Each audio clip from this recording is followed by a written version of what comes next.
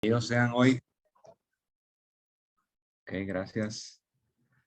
Gracias. Bienvenidos sean todos a la sesión del día de hoy. Por favor, me confirman que me escuchan, si son tan amables. Perfecto, José. Claro. Ok, Sí, perfecto. muchas gracias. Bienvenidos sean todos. Encantados que todos estén aquí el día de hoy en la sesión final de cierre de esta semana tan interesante de la World Green Building Week, la Semana de la Construcción Sostenible Global, en la cual por primera vez logramos tener una voz, una presencia, y hemos tenido, pues, por supuesto, ponentes de muchísimo nivel, como el del día de hoy, y también asistencia de personas importantes desde el punto de vista de de su participación, de su carácter o cargo dentro de alguna institución u organización que tiene que ver con la construcción sostenible en nuestra región, por lo cual estamos muy agradecidos. Y entonces, bienvenidos nuevamente sean a la sesión de hoy. Hoy es, como les comentaba, la sesión de cierre el día de hoy viernes. Vamos a hablar sobre el rol de la economía circular en la resiliencia de las ciudades. Entonces, la agenda del día de hoy es, vamos por supuesto a dar la bienvenida, como lo estamos haciendo, vamos a dar la introducción del ponente del día de hoy. Vamos a tener la ponencia de aproximadamente 30 minutos, 30-40 minutos, luego una sesión de preguntas y respuestas, en lo posible 10-15 minutos. Recuerden que las preguntas que no se puedan contestar el día de hoy en vivo, pues dejar su correo electrónico por el chat para hacerles la respuesta formal la semana que viene. Y finalmente, pues unas palabras de cierre de nuestro director ejecutivo, Gregorio Palusny. El ponente del día de hoy es un ponente de lujo. Contamos hoy con el doctor Juan Carlos Sánchez. Él es consultor ambiental empresarial, ingeniero industrial y doctor en ciencias ambientales del Instituto Nacional de Ciencias Aplicadas de Francia. No lo iba a decir en francés. 40 años de experiencia en normas ambientales, evaluación de la contaminación, gestión y planificación ambiental e industrial y acuerdos ambientales internacionales. Coordinó los estudios de evaluación de la contaminación por plomo proveniente de los escapes del parque automotor que condujeron a la eliminación del plomo de las gasolinas aquí en Venezuela. Fue miembro asesor técnico de la delegación venezolana ante la Conferencia Cumbre sobre el Ambiente y Desarrollo de las Naciones Unidas en Río de Janeiro en 1992, contribuyendo a la redacción del capítulo sobre protección de la atmósfera de la Agenda 21. Fue asesor técnico de las delegaciones venezolanas que participaron en las negociaciones de la Convención de Cambios Climáticos y el Protocolo de Kioto. Fue autor líder del panel intergubernamental de expertos de cambio climático de las Naciones Unidas, el famoso IPCC, resultando coganador del Premio Nobel de la Paz para el año 2007. Coautor de la primera comunicación de cambio climático de Venezuela y autor del libro El cambio climático y su impacto en Venezuela. Es ex profesor de la Facultad de Ingeniería de la Universidad Central de Venezuela y miembro fundador de la Cátedra Libre de Cambio Climático de esta universidad. Entonces, bueno, sin más que añadir, profesor, bienvenido. Es un honor para nosotros que esté dando esta sesión del día de hoy. Entonces, vamos a dejar de compartir para que usted comparta su presentación. Muchas gracias y bienvenidos. Muchas gracias, José, por esa introducción. Y de verdad que me complace muchísimo estar con ustedes en este día para el cierre pues, de este evento de toda la semana. Y bueno, espero que la presentación y el intercambio de ideas pues sea muy fructífero para todos. Por favor, confírmenme que están viendo debidamente mis láminas. Sí, estamos viendo el editor. ¿Va a ponerlo en presentación? Es listo. Ahí Adelante. estamos. Muy bien, el tema que ustedes me solicitaron y que me pareció un tema muy interesante por su actualidad es el rol que tiene la economía circular en la resiliencia de las ciudades ante el cambio climático específicamente. Vamos a comenzar enfocándonos en el problema. El problema fundamental que tenemos es que estamos extrayendo una cantidad excesiva de materiales y de energía de los medios naturales. Esto comenzó cuando la revolución industrial y se ha ido acelerando, es decir, el crecimiento de la extracción ha sido exponencial, ha sido explosivo. Y es lógico porque prácticamente para poder mover la economía de los países son necesarias maquinarias y esas maquinarias utilizan energía. Eh, entonces, sin energía es imposible que la economía de los países funcione y bueno, cada vez crece la población, el crecimiento demográfico es muy acelerado y los países consumen cada vez más energía. Ahora, el 80% de esa energía proviene de combustibles fósiles. Y al provenir de combustibles fósiles, entonces, genera el problema del cambio climático. Pero además de eso, estamos observando un colapso de la biodiversidad, es decir, una degradación de la biodiversidad de los ecosistemas, precisamente por esa extracción excesiva de minerales y de energía, y el agotamiento de recursos naturales. Entonces, el problema lo focalizamos de esta manera. Es decir, hay que ver cómo hacemos un uso mejor de lo que estamos extrayendo y cómo ayudamos de esa manera a reducir esos impactos que estamos ocasionando sobre los ecosistemas. Para dar una idea cuantitativa de las dimensiones del problema, yo creo que habría que comenzar mencionando que las redes de distribución de aguas de muchas ciudades presentan unas fugas y pérdidas entre 20 y 25% del agua bombeada, del agua potable, ¿no? En esto, pues, en una presentación que yo escuché hace un par de años en Caracas, la ciudad de Caracas, por ejemplo, pierde mucho más, pierde alrededor del 60% del agua bombeada desde los embalses, ¿no? Y según el Banco Mundial, para el año 2025, habrá 1.800 millones de personas viviendo con penuria de agua. Penuria de agua es algo también que los venezolanos conocemos porque estamos atravesando problemas en ese sentido en este momento. Y para 2030 la demanda excederá las reservas disponibles en 40%. Por supuesto, este es un escenario de continuidad de las tendencias, es decir, lo que llaman un business as usual, ¿no? Hay que hacer algo para evitar que esto ocurra, ¿no? En materia de suelos, según la FAO, Naciones Unidas, a escala mundial, 33% de los suelos fértiles han sido degradados y las reservas disponibles solo alcanzan para 60 años. De nuevo, bajo un escenario business as usual, ¿no?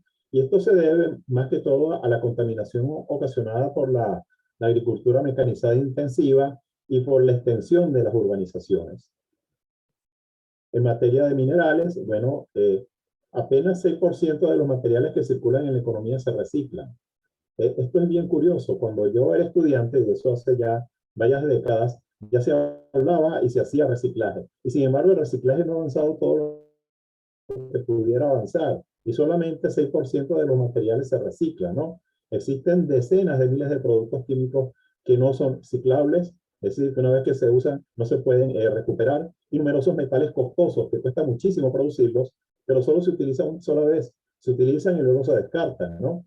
Y bueno, donde sí se comienzan a aparecer escasez es con los metales raros que son tan necesarios para todas estas tecnologías de la comunicación, es decir, para los celulares, las pantallas planas, los laptops, etcétera, ¿no? Y en el mundo de la alimentación, 1/3 de los alimentos se pierden o son desaprovechados. Es decir, eh, hay muchos países que están sufriendo hambre y sin embargo en muchos países desarrollados se pierden los alimentos, ¿no? Sencillamente porque se cumple su fecha de vencimiento, no son comprados y entonces son descartados. En algunos países existen leyes que prohíben descartar esos alimentos y obligan a reciclarlo para convertirlo en alimentos para ganado, ¿no? Es obvio que entonces hay un problema y debido a ese problema entonces eso es lo que explica el surgimiento de la economía circular. Ahora, la economía circular no es un concepto que tiene una definición única, porque es un concepto que se desarrolló progresivamente a partir de 1966. Es decir, que no fue un conjunto de académicos que se reunieron un día y decidieron que se les ocurrió la idea de la economía circular. No, esto fue apareciendo progresivamente, poco a poco, y cada investigador fue poniéndole algo adicional hasta tener lo que tenemos, lo que se conoce hoy como economía circular. Aquí en esta lámina estoy mostrando una línea de tiempo de todos, digamos, los desarrollos más importantes para llegar a la economía circular. Y comenzó con algo bien interesante en la década de los 60, que fue el concepto del profesor Baldwin sobre la economía del cosmonauta, que está inspirado en la idea que surgió cuando vimos por primera vez fotografías de nuestro planeta tomadas desde el espacio, ¿no? Esas fotografías nos dieron entonces, digamos que tomar conciencia que tenemos un planeta único donde hay vida y que en la inmensidad del espacio no hemos conseguido otro planeta con características similares, ¿no? Y ahí surgió la idea de concebir nuestro planeta como una nave espacial que viaja en el espacio, ¿no? Y esta nave espacial entonces para poder subsistir es gracias a que en los ecosistemas existen ciclos, el ciclo del carbono, el ciclo del nitrógeno, el ciclo del agua, etcétera. Y en consecuencia, este investigador sugiere entonces que debería existir también una economía cíclica para que pueda sostenerse en el tiempo.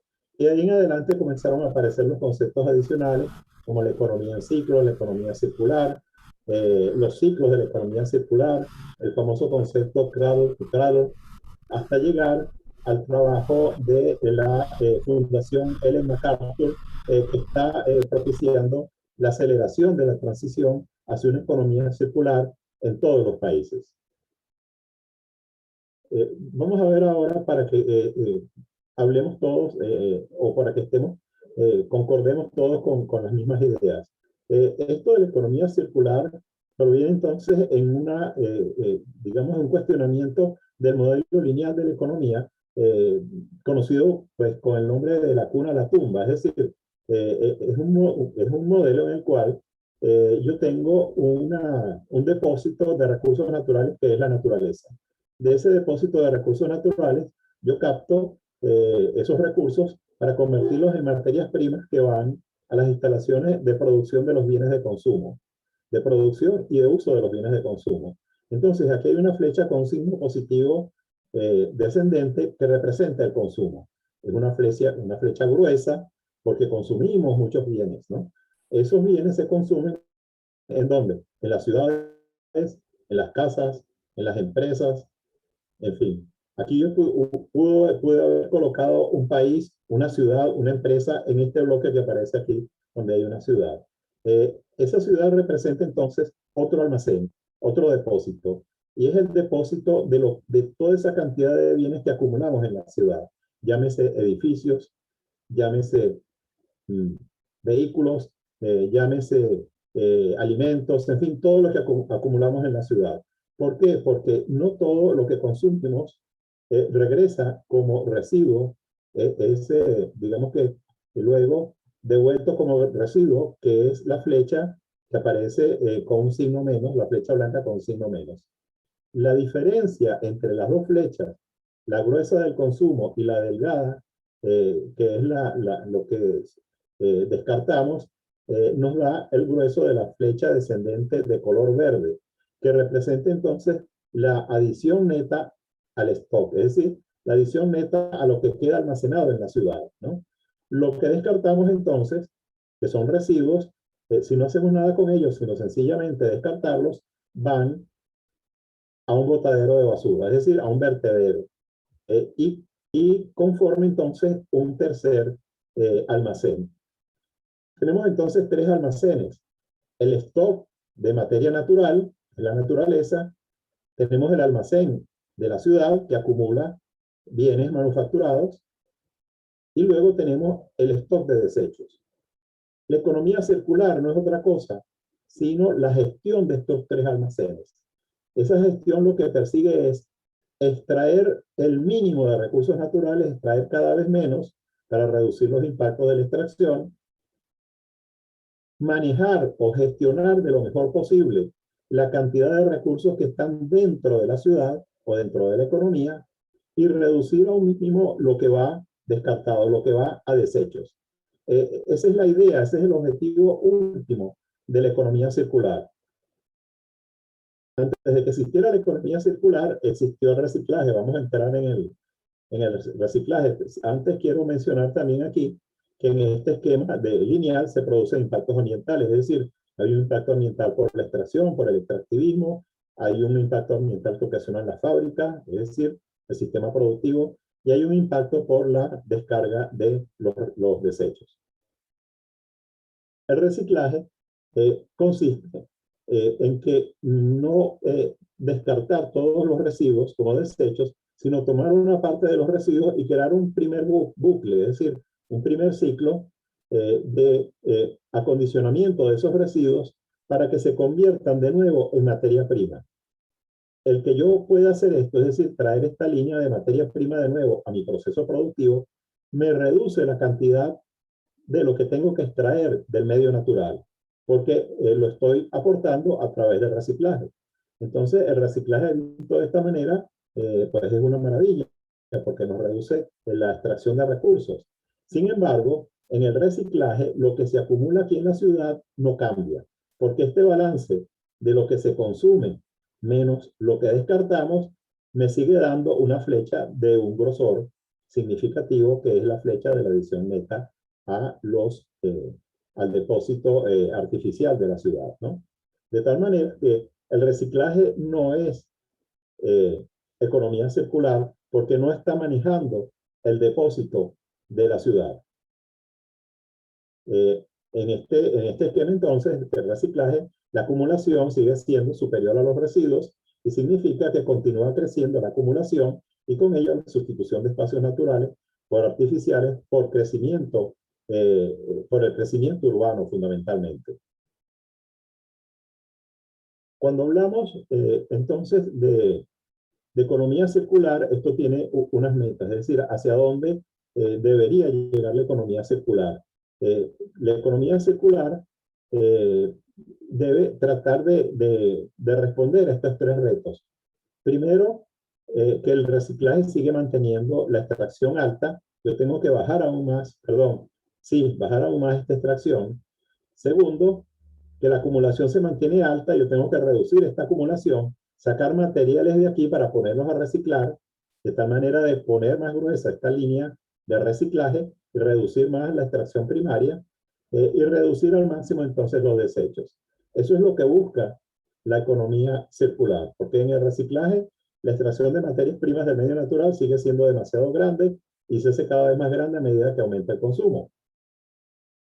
Y aquí tenemos entonces cuál es el propósito de la economía circular. Como mencioné entonces, reducir al mínimo la acumulación en el espacio artificial de la ciudad, ¿no? Y para reducir al mínimo tengo que aumentar lo que descarto. Pero eso que descarto no lo descarto como desecho, sino que va a un esquema de reciclaje al mismo tiempo que aumento los ciclos que están aquí dentro, que son distintos al reciclaje, de tal manera de reducir al mínimo la adición neta al depósito de la ciudad de materiales. ¿Hasta dónde? Hasta lograr que la extracción de recursos naturales se reduzca a un 1% interanual, a que la acumulación, que es esta flecha delgadita que está aquí, sea inferior a 20% del consumo, es decir, esta flecha sea 20% de esta flecha que está aquí, y que el reciclaje sea aproximadamente del 60 a 80% de esta gran cantidad de residuos que se está produciendo, ¿no? Ese es el fin último que se persigue de la economía circular, al menos así está conceptualizado académicamente. Ahora bien, en este modelo entonces se siguen produciendo residuos, pero son casi todos reciclados. Los materiales que consumimos provienen mayormente de reciclaje y hay muy poca acumulación. Esto de la acumulación a mí me gustaría que se entendiera bien, es decir, si estamos hablando, por ejemplo, de una familia, de nuestras casas, todos nosotros tenemos en un closet, de una gaveta, una cantidad de cosas que no utilizamos. Cosas que fuimos un día a una ferretería, no fuimos a comprar eso, pero lo vimos, nos gustó, lo llevamos a la casa y como compramos algo que no íbamos a comprar, lo colocamos en una gaveta. Y luego de varios meses, cuando abrimos la gaveta y lo encontramos ahí, decimos, ¿para qué haber comprado yo esto? Y así tenemos entonces en los closets ropa que no utilizamos, herramientas que no utilizamos, una gran cantidad de cosas que no utilizamos. Bueno, igual pasa en las empresas. Yo que he sido asesor de muchas empresas industriales, cuando estoy haciendo inspecciones técnicas, me consigo con galpones donde tienen una acumulación de materiales y materia prima y les pregunto, ¿qué hacen ustedes con eso ahí? Bueno, es que se dañó un poquito y entonces lo tenemos ahí a ver si podemos utilizarlo en algún día. O es que compramos excesivamente porque había un rumor de que iba a haber una escasez y entonces lo tenemos ahí acumulado. Igual sucede en las ciudades, pues hay una acumulación de stock que no están siendo utilizados, pero son utilizables. Bueno, la forma como se expresa la economía circular, entonces, digamos que en sus primeros pasos, eh, definió tres campos de acción. Por supuesto, el reciclaje por parte de los consumidores y las empresas, pero también ofertas que vienen de los actores económicos. Una de ellas es la ecoconcepción o el diseño, es decir, concebir los productos y los procesos de una manera tal que me ahorren energía y me ahorren materiales. Esto, por supuesto, incluye las edificaciones y hemos visto unos ejemplos excelentes durante la semana. Está también la ecología industrial. La ecología industrial no es otra cosa, sino los intercambios que se producen entre las empresas industriales de materias primas, de materiales, de agua, de energía, etcétera, ¿no? Para hacerlas más eficientes. Está la economía de la funcionalidad, que es cuando yo en lugar de vender un bien material de consumo, vendo la función que cumple ese bien de consumo. Es decir, en lugar de vender un vehículo, vendo el uso del vehículo. En lugar de vender una herramienta, vendo el uso de la herramienta, ¿no? Eso es la economía de la funcionalidad. Y después del lado del comportamiento de los consumidores, está la duración de uso, por un lado, que tiene tres vertientes: volver a usar, reparar o reuso. Hay una diferencia entre volver a usar y reuso. Volver a usar es cuando acondiciono el residuo para poder volver a usarlo, es decir, para usarlo en el mismo propósito para el cual fue diseñado. El reuso es cuando le doy un uso distinto para el cual fue diseñado. Y después está el consumo responsable, que incluye la compra responsable, el consumo colaborativo y las compras de segunda mano.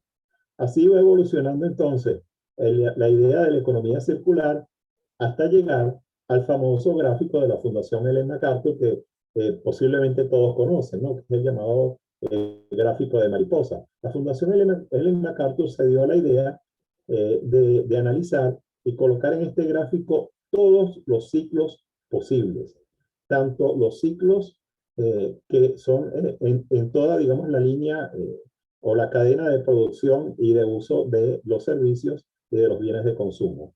Entonces, ahí están los ciclos que corresponden a las materias primas renovables y están los ciclos que corresponden a la parte tecnológica, es decir, a las materias primas no renovables. Y este ciclo es el que más se utiliza en el momento actual cuando las empresas desean incursionar en la circularidad. Recapitulando entonces, el objetivo es pasar de una economía lineal a una economía de ciclos, que está inspirada en el funcionamiento de los ecosistemas, porque los ecosistemas funcionan precisamente con ciclos. Ningún material se pierde, todo se aprovecha. Se apoya en herramientas conocidas de eficiencia comprobada, como es la reparación y el reuso, y en herramientas innovadoras, como es el ecodiseño, la ecoconcepción. Es decir, que la circularidad requiere también de mucha investigación y desarrollo. Y en tercer término, la implementación requiere, por supuesto, la interacción entre un número importantísimo de actores, es decir, entre consumidores y consumidores, entre productores y consumidores y entre productores y productores. La Fundación Ellen MacArthur elaboró ese esquema de economía circular que es el más actualizado para representar todos los ciclos de componentes, productos y recursos, pero recordemos que los ciclos no son el único medio para preservar el valor de los bienes de consumo. También está el compartir los productos y el mejorar el desempeño de un producto o de un proceso, ¿no? Extender la vida de un producto, por ejemplo, sería otra de las opciones que está fuera, digamos, del esquema de Ellen MacArthur. Tenemos claro entonces la economía circular. Veamos ahora qué es esto de la resiliencia urbana. El concepto de resiliencia es la capacidad de las comunidades de absorber perturbaciones sin que esas perturbaciones alteren significativamente su estructura y su funcionalidad, pudiendo regresar a un estado similar, al igual o al original, una vez que haya cesado la perturbación. Aquí quiero destacar y subrayar el tema de la estructura y la funcionalidad, que es lo importante para que exista resiliencia. Si la comunidad tiene una estructura y una funcionalidad robusta, difícilmente va a poder ser afectada de manera permanente por la perturbación, porque esa estructura y esa funcionalidad es la que le va a permitir recuperarse muy rápidamente. Ese es el concepto, recuperarse una vez que ha cesado la perturbación. Cuando hablamos de cambio climático hay dos tipos de perturbaciones que ocurren. Una que ocurre de manera gradual, sostenida en el tiempo, poquito a poco, ¿no? Por ejemplo, cuando hablamos del aumento gradual de la temperatura, desde la revolución industrial hasta el presente, el aumento medio de la temperatura mundial ha sido de 1,1 grados centígrados, más alta en las latitudes mayores, donde el aumento de temperatura pues, ha sido mayor, 2, 3 grados, y en otros lugares del planeta pues, el aumento ha sido menor, ¿no? Pero eso ha sido un aumento gradual. Y ese aumento gradual, la estrategia de respuesta, es la adaptación al cambio climático. Es decir, por ejemplo, si yo estoy teniendo problemas con mis cultivos, con mi siembra, por efecto, digamos, del aumento de la temperatura, sencillamente, progresivamente voy cambiando a cultivos que son más resistentes a la temperatura, a cultivos que son más resistentes, ¿no? Esa es la forma de manejarme con esa perturbación gradual. Pero hay otra perturbación que son los eventos climáticos extremos, que aquí nos estamos refiriendo a los huracanes, a las lluvias intensas, a las sequías prolongadas, ¿no? Fundamentalmente. Y estos eventos climáticos extremos se están disparando. El último informe del panel de cambio climático de Naciones Unidas nos dice que en países tropicales como el nuestro, lo esperado es que en las próximas décadas los eventos extremos van a tener una frecuencia 3 veces mayor. Es decir, que se van a producir 3 eventos cada 10 años en lugar de 1 cada 10 años, ¿no? Y estos eventos son sumamente destructivos. Y a esto es a lo que se refiere en la resiliencia, es decir, a ver cómo nos recuperamos de la manera más rápida una vez que ocurren estos eventos climáticos extremos. ¿Cómo cerramos las ideas? Con el concepto de que la economía circular o que una ciudad circular es una ciudad resiliente. Si una ciudad es una ciudad resiliente, entonces estos impactos del cambio climático, pues el carácter de resiliente le va a permitir recuperarse más rápidamente. ¿Por qué? Porque las perturbaciones de los eventos extremos pueden manejarse de manera expedita y con mayor eficiencia. Por ejemplo, la penuria de agua, la ciudad circular lo maneja generando su propia agua. Los cortes de energía, la ciudad circular lo maneja generando fuentes renovables, es decir, a partir de fuentes renovables que van a estar siempre disponibles. Y la pérdida de biodiversidad urbana se maneja con la capacidad regenerativa de la ciudad circular. Pudiera seguir, por ejemplo, con la pérdida de seguridad alimenticia, pues la ciudad circular lo repara rápidamente porque tiene capacidad para regenerar sus propios alimentos. Entonces, este concepto de la ciudad resiliente es sumamente importante, sumamente interesante, pero es muy reciente. Hay un movimiento hacia las ciudades resilientes que está surgiendo, que está emergiendo.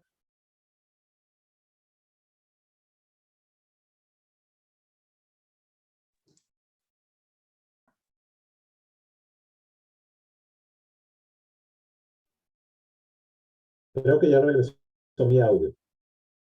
Hay 4 estrategias por las cuales las ciudades pueden hacerse resilientes. Y esas 4 estrategias no son incompatibles entre sí. Es decir, que yo puedo seguir más de una estrategia simultáneamente. Las 4 estrategias son la ciudad cero desechos, la ciudad colaborativa, la simbiosis industrial y la ciudad regenerativa, que es, digamos, el nivel más alto de circularidad. Vamos a ver cada una de ellas muy rápidamente por el tiempo limitado que tengo. Veamos en primer término las ciudades de cero desechos. Son ciudades que reducen la generación de desechos en su origen o evitan enviarlos a un sitio de descarga o a incineración. Bueno, esto no es nuevo, esto se está haciendo desde hace ya algunas décadas. Las ciudades comienzan por separar primero los desechos orgánicos porque es lo más fácil, ¿no? Los desechos se recogen a domicilio y son enviados a compostaje, es decir, a una instalación de compostaje donde el desecho se convierte en un gas que que puede ser utilizado como combustible y fertilizante.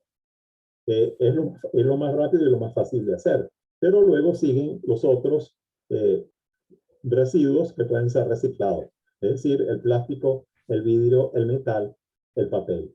Aquí donde yo estoy en este momento, en Italia, pues todos en nuestras casas tenemos 5 recipientes para recoger separadamente lo que va a compostaje, es decir, los residuos orgánicos, lo que va a plástico, lo que va el vidrio, el metal y el papel. Y hay un sexto que es lo que llaman indeterminado, que es lo que va al botadero de basura, ¿no? Pero que es la menor cantidad de todo lo que se recoge.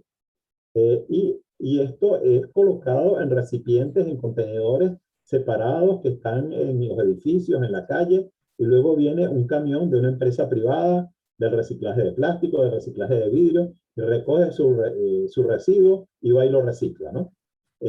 Esto pues está muy extendido aquí en Europa. En los Estados Unidos es distinto. En los Estados Unidos se separan los orgánicos y por otro lado se recogen juntos el plástico, el vidrio, el papel y el metal, y todo esto va a un centro de separación, es decir, que no se separa en la casa, sino que se separa en una empresa. Pero al final es lo mismo, ¿no? La idea es que no hayan o reducir al mínimo lo que va al botadero de basura.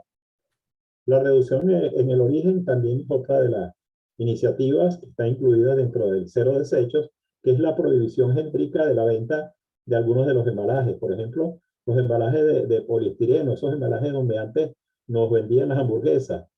Bueno, eso está prohibido ya en muchos países, ¿no? Las botellas de plástico, los pitillos, las bolsas de plástico de un solo uso, pues cada vez se usan menos porque están siendo prohibidas. Pero ese producto por el hecho de alinearse con la misma persona, sin embargo. Hay un micrófono encendido, por favor. Lamentablemente en nuestros países en desarrollo, pues no hemos llegado, digamos, a tener medidas de esta naturaleza. Al menos todavía no en este grado. Y bueno, como podemos ver, la ciudad de cero desechos se guía por metas concretas de corto y de mediano plazo. Esto no es algo que se logra en el corto plazo. Esto requiere realmente, primero, la sensibilización de los ciudadanos, que es la que toma más tiempo, ¿no? Es decir, aquí en Italia, para que los ciudadanos se acostumbraran a recoger separadamente sus residuos, pasó un buen tiempo. Y de hecho se hace en el norte de Italia, pero en el sur de Italia no se ha logrado, todavía no se ha logrado.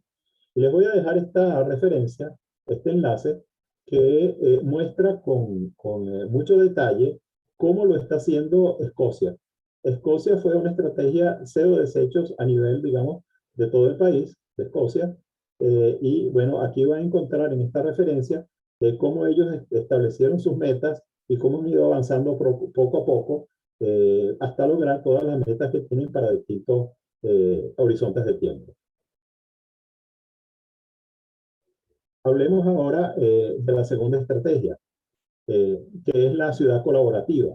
La ciudad colaborativa parte de la idea de que numerosos equipos y bienes que están en la ciudad son muy subutilizados. Oficinas, apartamentos, casas, puestos de estacionamiento, salas de reunión, la mayor parte del tiempo, casi el 90% del tiempo, están vacías, no están siendo utilizadas. Y bueno, esto comenzó por las municipalidades, las gobernaciones, que comenzaron a compartir estos bienes, ¿no? Y estos servicios públicos. Es decir, no solamente compartir la parte inmobiliaria, sino también compartir los equipos, compartir los camiones, etcétera, ¿no? Y luego pasó a que las ciudades pueden fomentar a que los particulares también compartan, ¿no? ¿Y cómo lo hacen? Habilitando lugares donde las ciudades llevan sus bienes para ser acondicionados y vendidos a precios módicos. Por ejemplo, yo tuve un bebé, tuve que comprar un coche, el bebé creció y ahora el coche no me sirve para nada, pues en lugar de botarlo y si no tengo a quién dárselo o a quién vendérselo, pues en la ciudad hay un lugar donde yo lo llevo, en ese lugar lo acondicionan, lo ponen otra vez bonito, lo revenden, a mí me corresponde una parte de esa revenda y de esa reventa y al que trabaja pues en esto, pues sencillamente tiene su ganancia, ¿no? Esto está ocurriendo con herramientas, con una gran cantidad, digamos, sobre todo de objetos que uno compra, pero que les da un único uso o un uso eventual. Porque para el consumidor es más interesante alquilarlo que comprarlo, ¿no? Entonces, para mí es más interesante, por ejemplo, alquilar un taladro para hacer un trabajo en mi casa que comprar un taladro que no lo voy a estar utilizando por mucho tiempo. Y les dejo esta referencia de la ciudad de Seúl, Corea del Sur, que tienen desde hace ya, creo que desde el 2007, lo que llaman su estrategia Sharing City Seúl. Están en este momento, se han organizado, es una sociedad muy organizada, para compartir alrededor de unos 27 bienes de consumo. Vehículos, puestos de estacionamiento, cuartos, en fin, es muy interesante y bueno, quienes están interesados en este tema, les dejo entonces aquí un enlace donde pueden tener más información. Este tema de las ciudades compartidas, de las ciudades colaborativas, fíjense cómo se ha extendido rápidamente en el mundo, porque es muy fácil extenderlo, ¿no? Y cada vez habrá muchas más ciudades que están dedicadas a este tipo, digamos, de práctica, ¿no? Colaborativa. Y el color nos dice qué tipo, digamos, de bien están compartiendo, están cooperando. Veamos ahora la simbiosis industrial, que es muy fácil entenderlo. Son las ciudades industriales en las cuales se organizan de tal manera para que las empresas, las industrias, intercambien coproductos, intercambien aguas residuales y valoricen los excedentes de calor, ¿no? Esa simbiosis industrial, por supuesto, depende de la proximidad geográfica de la industria. Si las industrias están muy alejadas, es imposible, ¿no? Y les voy a dejar uno de los ejemplos más relevantes, que es en Dinamarca, donde hay un área industrial muy grande que se llama Kalundborg. Y en Kalundborg, pues hay 13 instalaciones industriales conectadas. Aquí tienen el diagrama. Las líneas que se mueven pues, representan los intercambios entre estas 14 empresas de energía, de agua y de materiales. Es una maravilla. Es decir, porque este conjunto industrial tiene que, la cantidad de materiales que tiene que extraer de la naturaleza es mínimo, porque sencillamente utiliza lo que está en el sistema. Entonces, es una ciudad industrial perfectamente circular. Pueden buscar en internet también por esta sola palabra, Kalundborg, y van a conseguir también bastante información. Bien, y el último esquema es el de las ciudades regenerativas, que son ciudades capaces de regenerar los recursos que consumen, el agua potable, la energía y los fosfatos, ¿no? Suena imposible, pero se está haciendo. El captar el dióxido de carbono que emite la ciudad mediante granjas verticales y la restauración de sus ecosistemas. Son las tres características que definen las ciudades regenerativas. Y hay varios ejemplos. Ámsterdam, por ejemplo, está rehabilitando un espacio dentro de la ciudad con un nombre difícil de pronunciar. Déjenme ensayar, es algo así como Wixlotenharm, ¿no? Bueno, discúlpenme. Que es una antigua zona industrial que para el año 2034 es un proyecto, va a reciclar el 100% de sus aguas usadas. No va a generar desechos y va a ser energéticamente autosuficiente. Es decir, una urbanización dentro de la ciudad que recicla toda su agua, que no genera desechos y que es energéticamente autosuficiente. Esto está en construcción desde hace algunos años. Ya les voy a dejar una referencia. El caso de Singapur es interesantísimo. Singapur es una ciudad-país, ¿no? Y Singapur tuvo un crecimiento en su desarrollo muy rápido, muy avanzado, pero tiene el grave problema que no tiene recursos de agua suficientes. Importa el 40% de su agua potable desde Indonesia.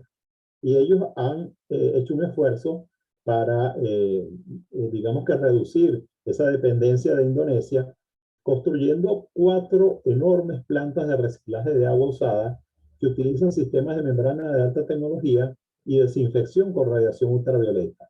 ¿De qué le estoy hablando? Que reciclan las aguas servidas y las convierten en agua potable. Asombroso, ¿no? Pero eso ya existe, la tecnología existe desde hace algunos años y Singapur lo que hizo fue ponerla en práctica, ¿no?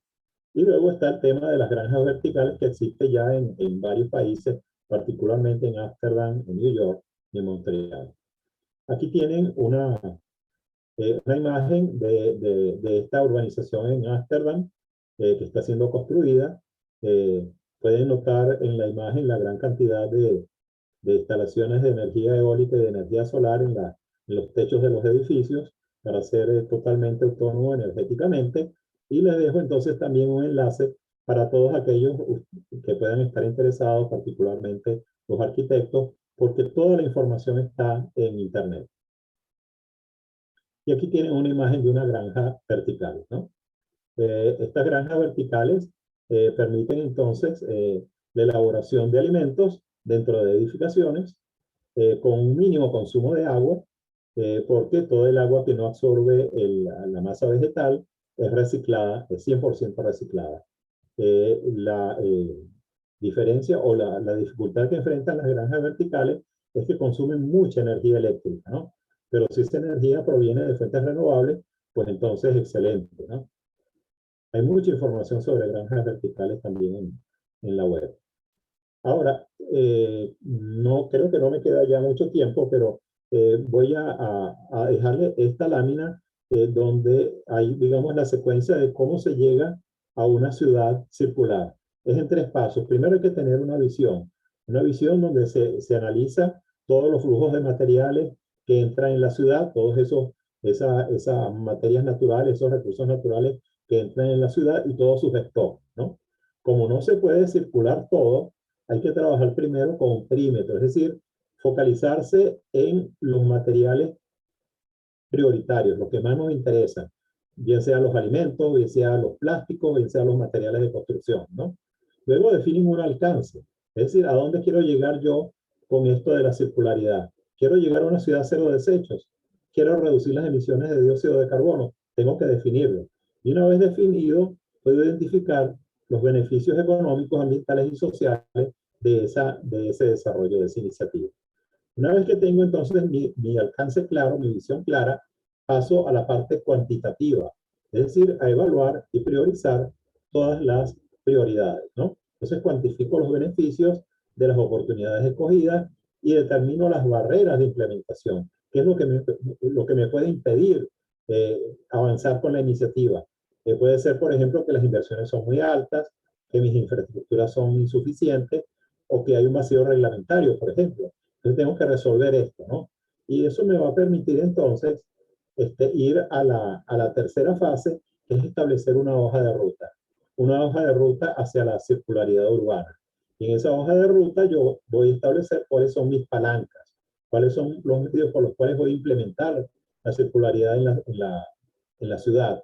Bien sea que necesito formación de personal, esa es una de las palancas que nunca falta, porque siempre va a ser necesario capacitar personal, difundir información, tener la reglamentación adecuada, establecer los estímulos fiscales que fomenten la circularidad, la construcción de infraestructuras, las plataformas de colaboración para lo que es la ciudad colaborativa, etcétera, ¿no?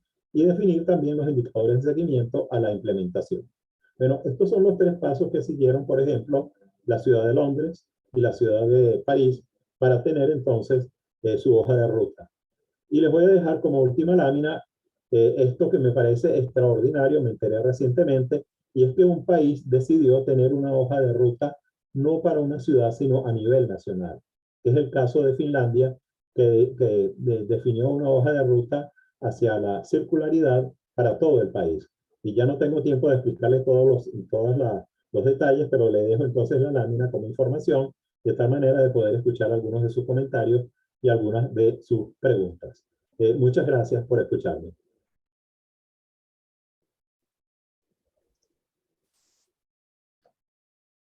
Gracias a usted, profesor. Voy entonces a Dejo compartir. de, dejo de, Sí, es dejo de compartir. Muy bien. correcto, correcto.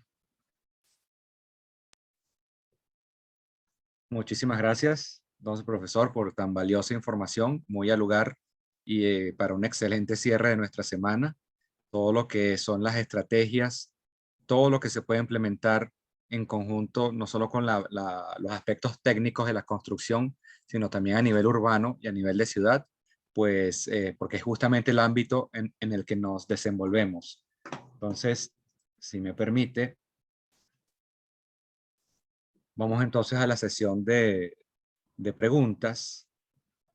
Hay varias preguntas. Quería mencionarle, por ejemplo, porque hay varias preguntas, unas tienen que ver con energía, otras tienen que ver con lo que estaba mencionando de los planes de algunas ciudades. Por ejemplo, Estefanía Lamble menciona que hay un plan de Nottingham de convertirse en la segunda ciudad neutral de Europa. ¿Qué nos puede mencionar al respecto, si conoce ese plan? Bueno, no conozco el concepto de ciudad neutral, ¿no? La verdad es que es primera vez que lo oigo, entonces difícilmente pudiera opinar con respecto a esto, ¿no? Si la persona que hizo la pregunta me dice qué es esto de ciudad neutral, quizás pudiera hacer algún comentario. La persona copió, bueno, parte del artículo de la página, puso un vínculo. Yo lo estuve revisando. Ciudad neutral tiene que ver con neutralidad en carbono, ¿no? Más que todo. A eso Muy se bien, refiere. muy bien. Entonces cae dentro del, digamos, del campo energético, Sí, ¿no? se refiere a las emisiones de CO2, emisiones de CO2, a la carrera, la ruta al net zero, a lograr las cero emisiones de carbono con respecto a la COP. Muchas gracias, sí. Correcto. Ahora sí entiendo la pregunta Gracias, perfectamente. Stephen. Y es algo que se ha estado comentando muchísimo en los últimos años, porque ahora viene pues, la famosa conferencia de las partes número 26 en Glasgow, y la mayoría de los países está hablando de ir a una neutralidad de carbono, es decir, cero emisiones, o las emisiones que se van a producir van a ser igual a las que puede absorber el país o la ciudad. Eso es lo que llaman emisiones, cero emisiones netas para el año 2050, ¿no? Y la manera como la puede hacer una ciudad, por ejemplo, como Nottingham, primero es recurriendo a las energías renovables, pero también a su masa forestal. Es decir, ampliar la masa forestal de tal manera de que absorba el dióxido de carbono que genera la misma ciudad, y reducir la emisión de dióxido de carbono mediante las energías renovables, ¿no? Y yo creo que fundamentalmente de esto se trata este tipo de iniciativas. Excelente, profesor. Gracias. Hay otra pregunta bien interesante. Tiene que ver si tiene relación la ciudad inteligente con la ciudad circular o se complementan entre sí. Gracias. Sí, sí hay una complementariedad, aunque hay que tener cuidado con esto, digamos, de las tecnologías digitales, que son las que soportan a la ciudad inteligente. Es decir, una ciudad inteligente es mucho más eficiente, tanto en el manejo de lo que llaman del transporte público, en la gestión del transporte público. Yo tuve oportunidad de...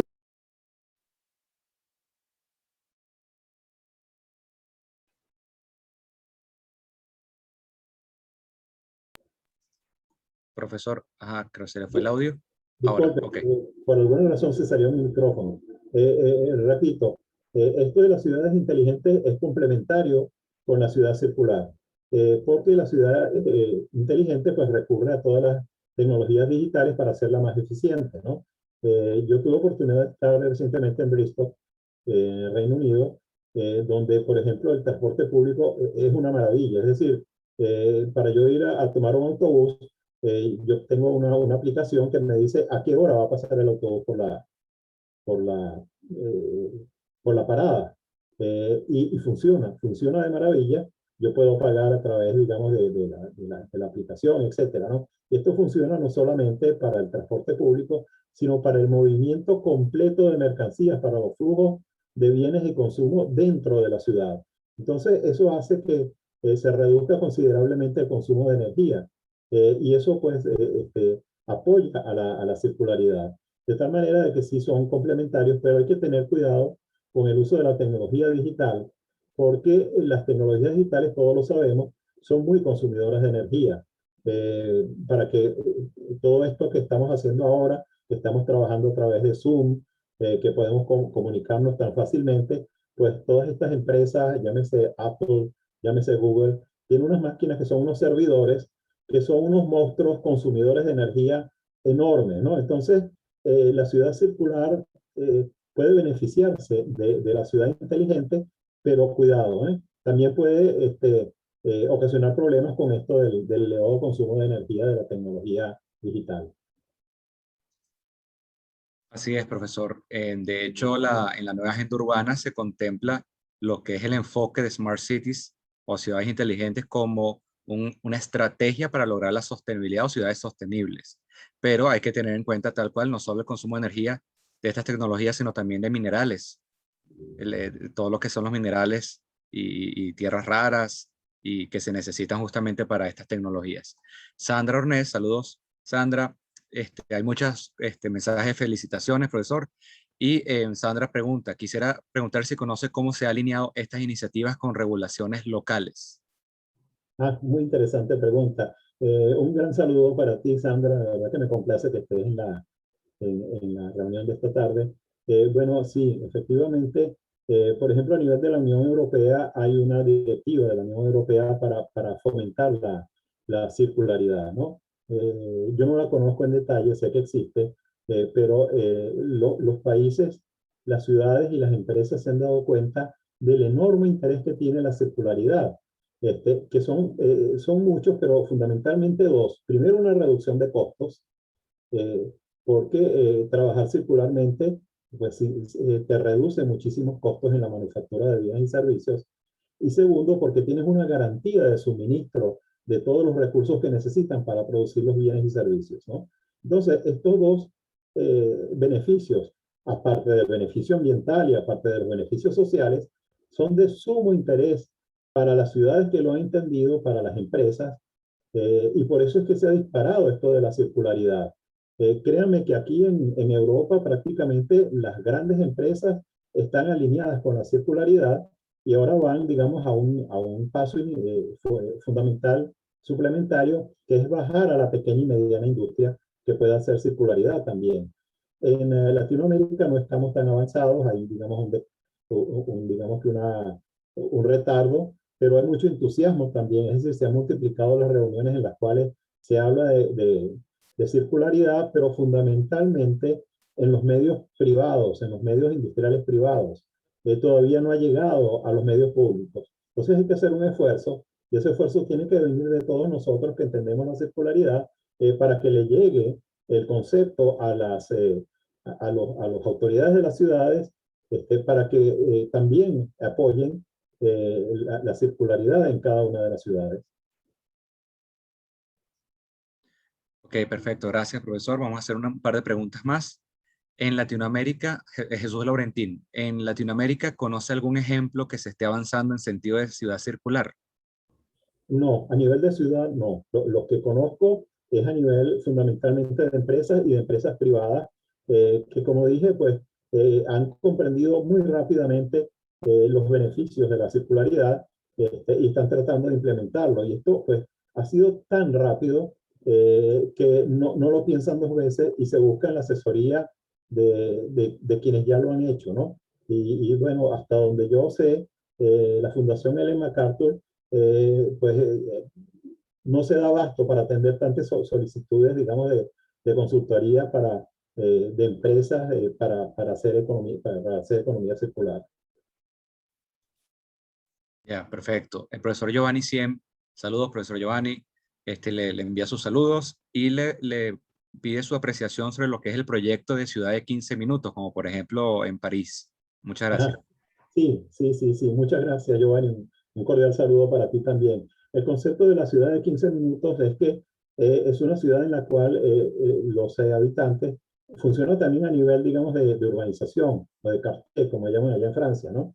A nivel de una urbanización, usted no tenga que moverse más allá de lo que dure 15 minutos para conseguir cualquier bien de consumo. O sea, que usted tenga todos los bienes de consumo cercanos a la mano y usted no tenga entonces que desplazarse más de 15 minutos para tenerlo a la mano.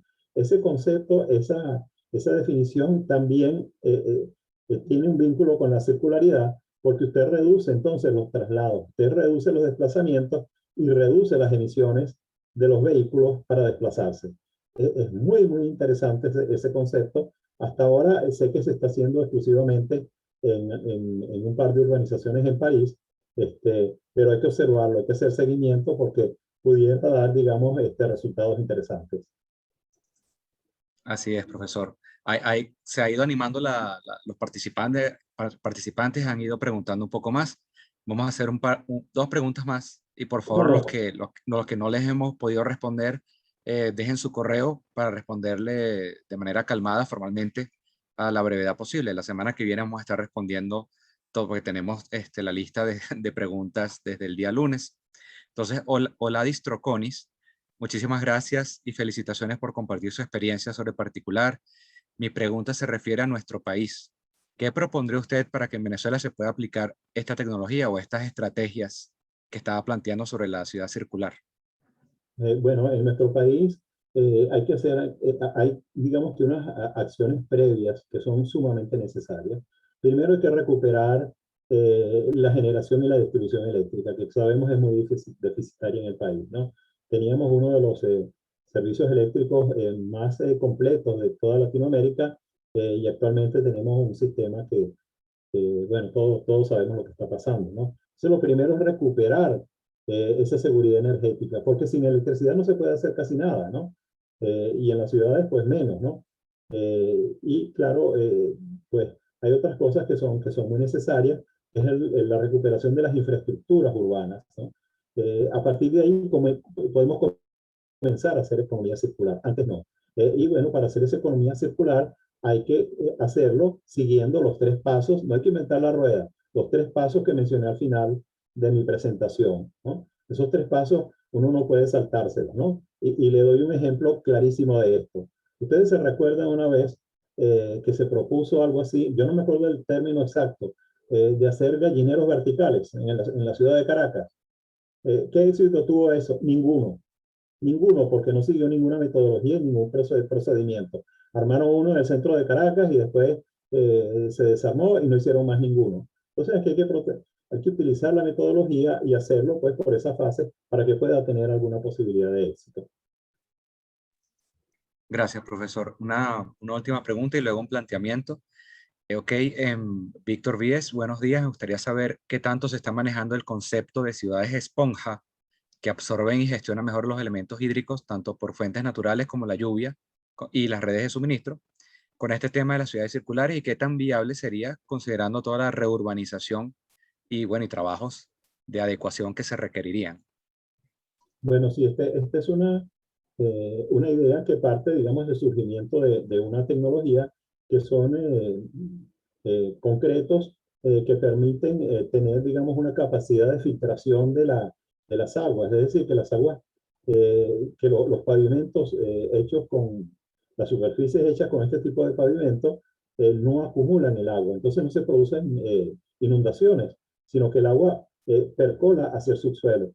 Pero hay que diseñarlo muy bien de tal manera de que la canalización de las aguas en el subsuelo pueda desalojarse rápidamente y vaya a una corriente de agua natural, ¿no? Entonces, esto es ingeniería hidráulica, básicamente apoyada en esta tecnología, digamos, de pavimentos permeables, ¿no? Es muy, muy interesante porque, bueno, ciudades tan importantes como Londres o otras ciudades en el Reino Unido se inundan cuando llueve muy duro, ¿no? Y bueno, no hablemos de nuestra ciudad, de nuestra Higuerote, que cada vez que llueve duro se inunda, pero por completo, ¿no? Entonces sería, pues, una tecnología aplicable en todas estas ciudades en las que por su configuración, por su diseño, no pueden desalojar las aguas rápidamente y cualquier palo de agua más o menos fuerte, pues le trae numerosos problemas. Así es, profesor. Muchas gracias por todas sus respuestas. Agradezco a todos los que no hemos podido leer todas sus preguntas, dejarnos sus correos electrónicos. Vamos a cerrar con esta pregunta que tiene que ver un poco más ya con el tema energético, digamos para cerrar. Si bien tiene que ver con ciudades desde el punto de vista de energías renovables, pues la pregunta tiene que ver más con transición energética. ¿En cuánto tiempo cree usted que podamos comenzar la transición energética en Venezuela utilizando hidrógeno azul? ¿En cuánto tiempo podemos llegar al uso del hidrógeno verde? Muchas gracias y si hay alguna forma de contactarlo directamente, si puede indicar algún correo. Muchas gracias. Muy bien. Bueno, a ver, son varias preguntas en una, lo cual me complace mucho porque no es fácil hacer varias preguntas en una sola, ¿no? Eso me parece muy, muy inteligente. Veamos, comencemos por la parte del hidrógeno. El hidrógeno no es una fuente energética, no hay yacimientos de hidrógeno. El hidrógeno es una manera de transportar energía, es lo que se conoce como un energy carrier, ¿no? Y claro, para obtener hidrógeno verde es necesario pasar por un proceso de electrólisis. La electrólisis tiene un problema muy grave, muy grande, y es que la cantidad de energía que yo necesito para hacer electrólisis es mucho mayor que la cantidad de energía contenida en el hidrógeno que produzco.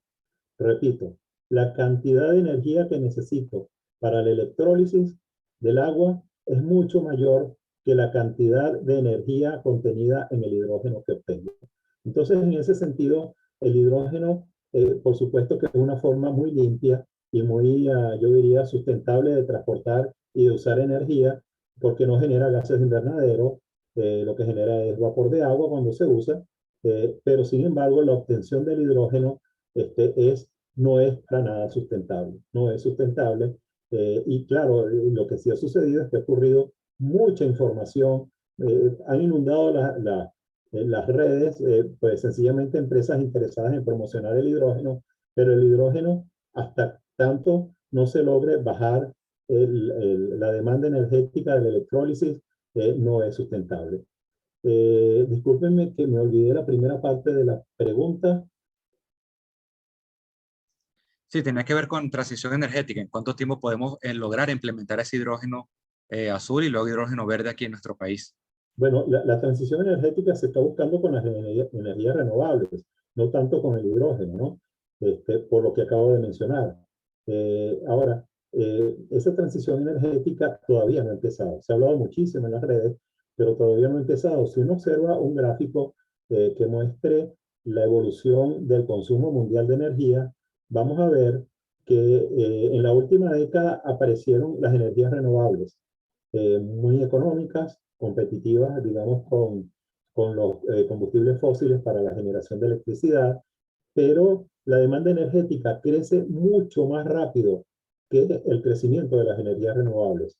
Y eso está haciendo entonces que las energías renovables hasta ahora no han podido reemplazar a los combustibles fósiles, sino que se están adicionando a los combustibles fósiles.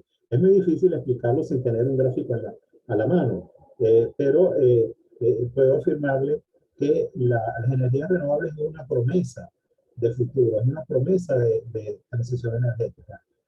Pero para darles una idea cuantitativa, puedo hablarles del caso de Alemania, que es un país que más ha avanzado en su transición energética. En el caso de Alemania, ellos han invertido 300.000 millones de dólares en la transición energética. Y las energías eólica y solar hasta ahora apenas representan 5,5% de su consumo global de energía. Es decir, muy poco todavía, a pesar de que han invertido una enorme cantidad de dinero. Entonces, la transición energética es costosísima. Y lo que se pudiera hacer en Venezuela en términos de transición energética sería lo que esté amparado por ayuda multilateral. Sencillamente porque el país está quebrado, la economía pues no da para hacer transición energética, y la recuperación de la economía del país va a pasar por ayuda multilateral, y yo estoy seguro que esa ayuda multilateral va a exigir, por un lado, sustentabilidad, pero por otro lado también tener cuidado del cambio climático, y bueno, ojalá que sí, nos encamine hacia la transición energética, pero no estamos cerca de eso todavía. Muchas gracias, profesor, por su paciencia y por contestar las preguntas. Vamos a... Sí, porque ya estamos sobre la hora, entonces muchísimas gracias. Nuevamente agradecer su participación, profesor. Insto o invito a las personas que no les hemos podido responder, por favor dejen su correo electrónico. Vamos ahora a pasar a las palabras de nuestro director ejecutivo, Gregorio Paluzzi.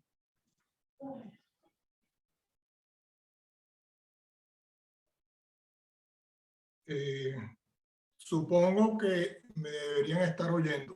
Por favor, me confirman. Correcto. Ok. Fíjense, me pusieron en una labor que no es sencilla. Gracias a Dios, yo conozco la diferencia entre ser relator de un evento y ser simplemente o tener la responsabilidad de unas palabras finales. No soy relator y creo que para ser relator de este evento se necesitan unos galones que yo no presento o no tengo.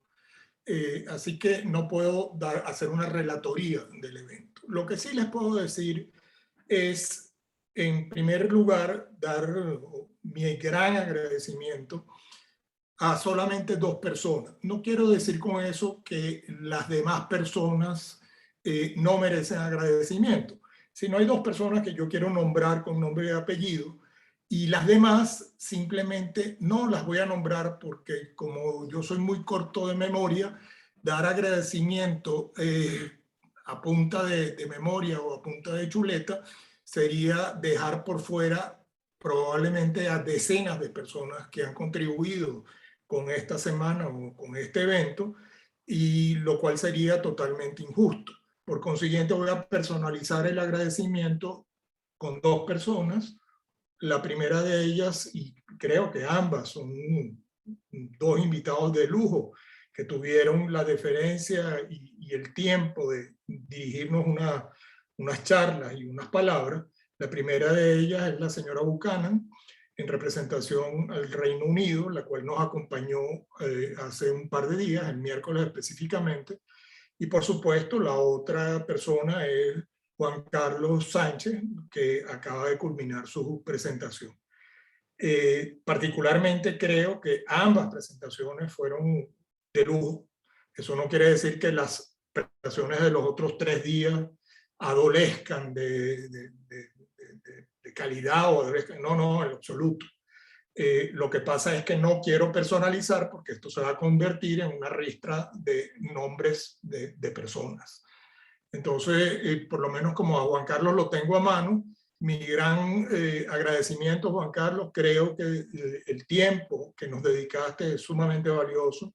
Creo que el contenido de tu charla o de tu exposición es contenido sumamente aterrizado. Eso quiere decir entendible por los mortales que no somos los tecnólogos o no somos los tecnócratas que conocemos todos los detalles del tema de conservacionismo o resiliencia de construcciones o de la forma de construir resiliencia. Particularmente en mi persona, yo no sabía absolutamente nada de resiliencia de construcciones hace 10 días. Hoy conozco algo, gracias a todos ustedes. Hasta mi conocimiento, la resiliencia era la capacidad de adaptación de un ser vivo frente a un agente perturbador o un estado o situación adverso. Eso pues aplica para seres vivos, aplica para máquinas, aplica para mecanismos, y probablemente el ejemplo más fácil que nosotros estudiamos en ingeniería mecánica hace unos cuantos años, era el ejemplo de un resorte. Uno aplasta el resorte, que es una acción externa. El resorte, una vez que cesa la acción externa, recupera su posición normal. Eso es resiliencia. Hace 3, 4 años en Venezuela, no sé si en el mundo, no se hablaba de resiliencia, como no se hablaba una cantidad de temas. El tema actual, o que está sobre el tapete, es la resiliencia. Y uno ve el tema de la resiliencia en congresos de parques internacionales, de parques tecnológicos o parques científicos, ver resiliencia en agendas de los políticos, ver resiliencia en todas partes. Y a nosotros nos tocó también el tema de la resiliencia. Y creo que es un tema sobre el cual yo particularmente he aprendido mucho. Creo que muchísimos de ustedes, por la paciencia que han tenido, han aprendido también mucho. Y los invito a varias cosas. La de ellas es ver un poquito la otra cara de la resiliencia. Es una cara que nosotros no hemos tratado en esta semana y se la voy a relatar muy brevemente. El CBCS nació oficialmente, tiene partida de nacimiento en el año 2016. Tuvo unos pininos el primer año, el segundo año, los cuales por alguna razón no condujeron a ser continuados o no condujeron a finales felices hasta finales del año pasado.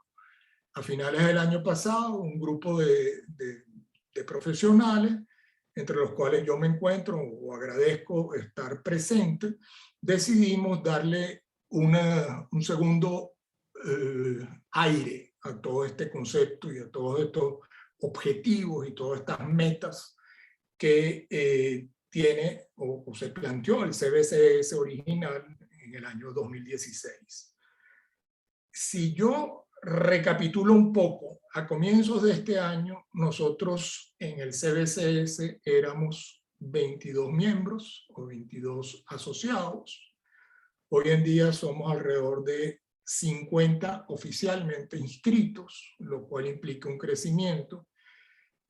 A comienzos de año teníamos un registro de información fiscal que estaba vencido. Nuestro primer dolor de cabeza fue renovar ese registro fiscal. Y les pasé por encima otros hitos y otros problemas que nosotros hemos tenido, que son problemas como comprar unos libros donde asentar los socios o los miembros de la sociedad civil, cosa que no es fácil en Venezuela y cosa que yo agradezco a uno de los socios que consiguió los libros, creo que fue en Valencia, si mal no recuerdo, pero fue un dolor de cabeza. Otro gran dolor de cabeza es nosotros tenemos 7 meses, 8 meses tratando de abrir cuentas bancarias. Increíble. Son temas que probablemente yo se los menciono o los oye ahora Juan Carlos, que está en Milán, que me dijo, le parece inverosímil, porque abrir una cuenta en cualquier país del mundo es llegar al banco y salir del banco con usuarios, claves, número de cuenta, etcétera, etcétera, etcétera. O sea, y eso es un proceso que tarda media hora. Yo lo he hecho, ustedes lo han hecho. Nosotros llevamos 7 meses en ese proceso y todavía le falta un trocito, ¿ok? ¿Qué otras cosas hemos presenciado, hemos sufrido? Hemos sufrido, por ejemplo, el hecho de registrar las actas de las reuniones o de las asambleas que nosotros hemos tenido. Registrar un acta en Venezuela es muy cuesta arriba. Existen sin fin de obstáculos, para no decir sin fin de gestores, lo cual genera una cantidad de dolor de cabeza. ¿A qué voy con esto? Voy a que el CBCS, yo considero, y ahorita estoy seguro, de que es una institución 100% resiliente. Y digo 100% porque hablar de 110 o más por ciento sería redundante o poco comprensible. Pero hemos estado sometidos a una cantidad de fuerzas externas o acciones externas, y a pesar de todo eso, a comienzos de este año, nosotros éramos un grupo pequeño de personas y hoy en día somos parte del World Green Building Council y somos anfitriones de un webinar que ha durado una semana con la participación de profesionales, llámese miembros del CBCS o no miembros del CBCS, gente interesada en el tema. Y eso ha ocurrido a lo largo de los últimos 8 meses. Así que yo quisiera no solamente agradecer, sino reconocer públicamente a los directores y a aquellas personas que han colaborado directamente en ese crecimiento, que yo creo que es un crecimiento exponencial a lo largo de los últimos meses. Por eso es que les dije al principio, señores, no voy a personalizar, porque aquí no solamente son los directores que han actuado, sino ha actuado un grupo de personas que sin tener ningún tipo de cargo o posicionamiento dentro del CBCS, son personas que, como decimos en Venezuela, le han puesto el pecho a esto. Aquí ha habido sangre, sudor y lágrimas para que esto funcione. Para mí personalmente ha sido probablemente una de las mejores experiencias que he tenido en mi vida, porque he participado o he sido parte de distintos tipos de instituciones, bien sea públicas o privadas, las cuales existían para el momento que yo llegué, llámese empresas, llámese parque tecnológico, no importa, whatever. Esta institución nosotros la sembramos hace 6 años y hoy estamos viendo frutos. El camino ha sido complejo, el camino ha sido largo y el camino ahora es cuando, o sea, ahorita es cuando hay que empujar la carreta y hacer cosas. En ese sentido, yo quisiera agradecerles o invitar más que agradecer a todas las personas interesadas en este tema que se acerquen al CBCS y nos indiquen cuáles son sus motivaciones, que nos indiquen su interés y, de ser posible, que conformen ya oficialmente parte del grupo de miembros del Consejo Venezolano de Construcción Sostenible.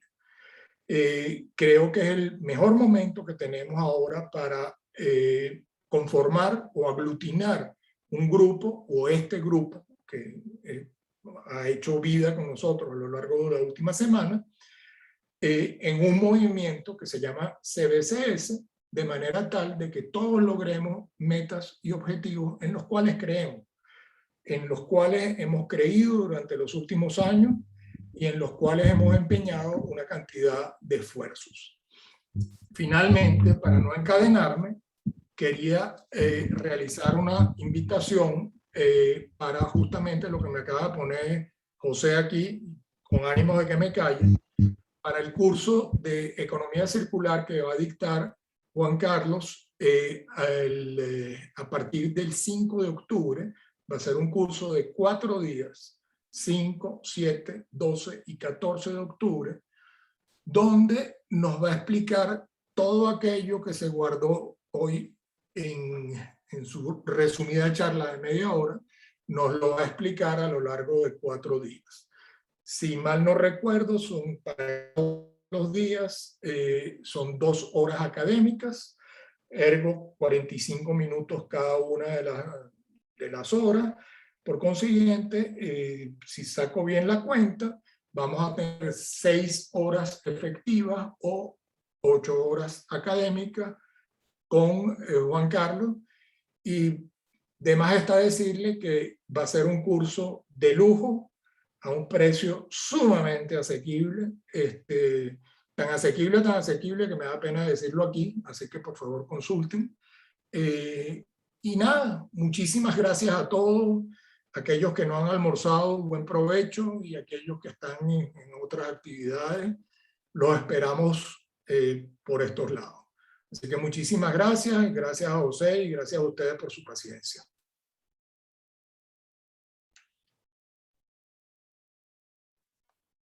Muchísimas gracias a todos. Nuevamente a todos por su participación durante toda la semana, durante el día de hoy. Profesor Juan Carlos, muchísimas gracias.